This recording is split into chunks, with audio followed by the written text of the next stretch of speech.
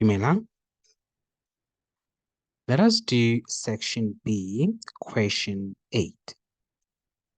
And in section B, question 8, we are asked to use the diagram below to prove the theorem that states that a line drawn from the center of a circle perpendicular to a chord bisects the chord. We are required to prove that AC is equal to CB. To bisect means it cuts into two equal parts. Basically, that's why we need to prove that AC is equals to CB. Hence, by proving that AC is equals to CB, we proved that a line drawn from the center to the chord and is perpendicular to the chord bisects that chord. So we would have proved that theorem. I really don't have much to work with here. Hence, I am going to draw a radius from OA, from O to A, and from O to B.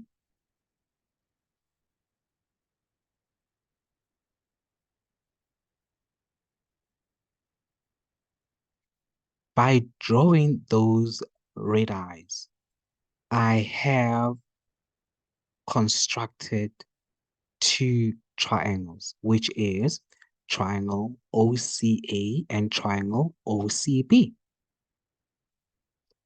All I'm going to do is to find more information to prove that triangle OCA is congruent to triangle OCB. Remember what congruency means.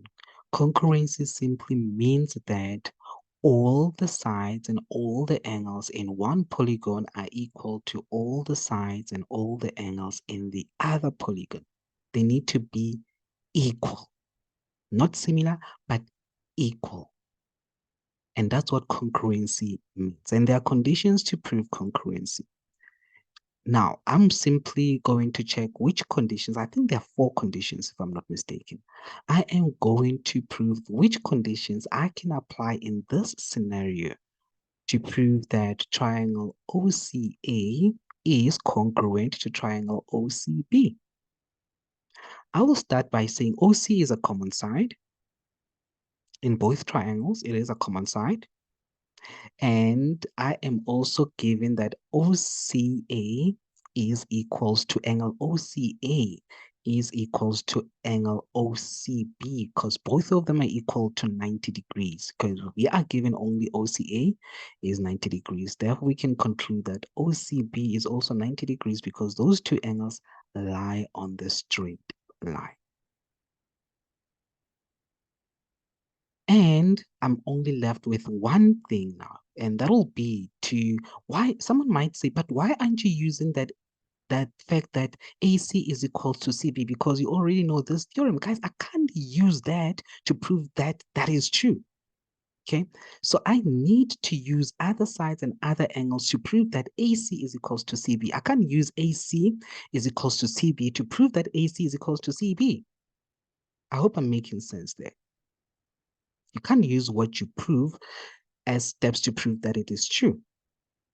All right. And that is why I can only use angles as well as other sides, but I don't have any other angle beside that 90 degrees. So what I'm going to do is to use the fact that I have constructed the radiuses. And remember, radiuses of the same circle are equal.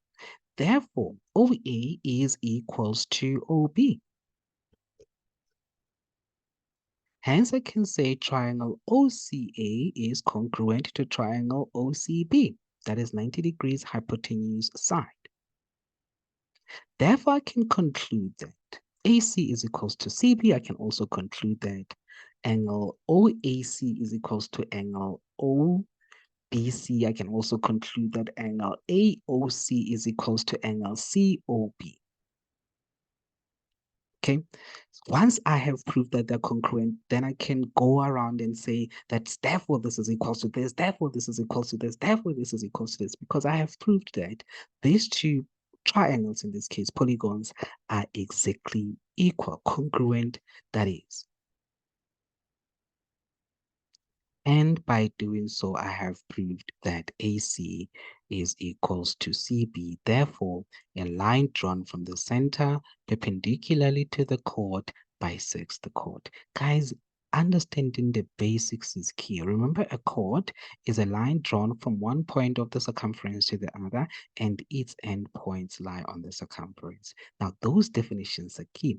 And if a chord passes through the center, it is not just any other chord, it becomes a diameter. And for a diameter to be a diameter, it needs to be um, a chord. A chord means that it must be from one point at the circumference to another point at the circumference. Therefore, you cannot even make a mistake. And this is what well, from what I remember when I used to teach maths, students used to make mistakes by saying that they can say that OC is a chord or OC is a radius without understanding that OC can't be a radius. It cannot be a chord because its endpoints do not lie at the circumference. All right. Obviously, we know that for it to be a radius, it must be from the center to the circumference. And here, C is just lying in between. It doesn't even reach the circumference. Remember, the circumference is the edge of the circle. All right. So understanding the basics is key. Let us move on to the next one, which is B. We are told that O is the center of the circle. Good. And they told us that AB is equals to 8 units. Okay. And they said that the perpendicular distance from the furthest point, which is from C on the circle to the chord AB, is 8 units. So this distance here is 8 units. Right? And that's what they gave us for now. So I constructed that distance, and it's from C to a point on AB. I will call that point D. All right. Now, can I say that CD is a diameter? No, it can't be a diameter. But all I know is that it's a line that passes through the center. Line from the center that is drawn to the chord and bisects that chord. Because they said it's perpendicular, okay, because they said it's perpendicular, it will bisect that chord. All right. Any line drawn from the center perpendicularly to the chord will bisect that chord. That is from the theorem, by the way. That's why I'm saying that it bisects AB. Now, let me just continue. Because I didn't know what to do here. Because the first question says determine the radius of the circle with center O. So I drew the radius. I already have the radius, which is CO. I also drew the radius, which will be OB. And you can decide to draw the radius that will be OA. It's up to you. All right. But all I know is that this line here that I drew from C to D, remember I said D will be that point where OC touches the chord AB. CO touches the chord AB. So that will be D. All right. And I can simply say CD is 8 units in essence. And we know that OC, why do I keep on saying OC? CD is perpendicular to the chord. And the fact that it is perpendicular to the chord, it means that DB will be equal to DA. And we know that the length of AB is 8 units. Therefore, we can say that DB is 4 units. I don't know the length of OD. Because I don't know the length of OD, I'll just call it X, meaning that OC will be 8 units minus X.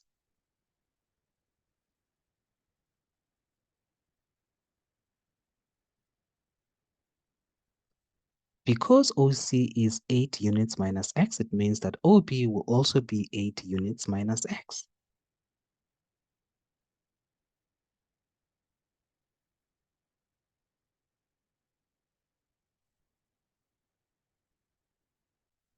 Now, what I needed to do here is to bring x and 4 into one equation. And the only way I could have done that is to actually find what my radius is. And there was no other way of finding what the radius is except to use what I already had, which is CD. And that's why I had to, for me to find OC, I had to call ODX. Because X, remember, in maths represent what we do not know. But I can't use OC anymore because I can't think of a way to bring it together with that four units. So hence I'm only going to focus on the lines that will result in me having an equation. And for me to have that equation, I'll have to concentrate or focus on triangle ODB, where I know that in triangle ODB, OB squared will be equal to OD squared plus DB squared, and that is the theorem of Pythagoras. But we know that OB is 8 minus x. All of that will be squared. OD will be x and DB will be 4. You square that 4 as well. Note that the bracket that you have on the left-hand side, to simplify it, you will have to repeat it twice. If you have watched my video on exponents, you will remember what I said to you. The exponents indicates to you how many times a base has been multiplied by itself. The fact that I have x minus, 8 minus x squared, it means that 8 minus x was multiplied by itself twice. And then you'll have to FOIL that out. Or you can simply use the short method that probably most of you know by now. You take the first term and square it, and then you multiply everything. You will basically take the 8 multiplied with negative x. 8 times negative x will give you negative 8x, and then multiply it with this 2 here. Negative 8x will give you negative 8x times 2 will give you negative 16x, right? And then the last term is always positive, square it. So the last term in that bracket will be x. You just take that x and you square it. Or you can repeat the bracket twice if you didn't get what I said there. And this will result in me having 8 squared minus 16x plus x squared is equals to x squared plus 4x. I'm going to change that 8 squared and 4 squared, and that will give me 64 and 16. Then transpose everything on the right-hand side to the left-hand side. Like terms, you add or subtract like terms, and by doing that, you will notice that, remember, when it comes to variables, terms will be like if they have the same variable and the exponents of those variables are also the same. So basically, x squared minus x squared will give us 0. 64 minus 16 will give us 48. So it'll be 48 minus 16x is equals to 0. Transpose 48 to the right-hand side. It will be negative 16x is equals to negative 48. And then divide both sides by negative 16. Negative 16 divided by negative 16 will give you 1. And negative 48 divided by negative 16 will give you 3. So x is equals to 3. Once you have x, it's easy for you now to calculate your radius, which will be 8 minus that 3. And your radius here will be 5.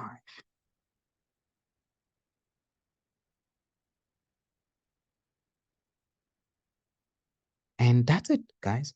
Now try out question 9. Try it out on your own.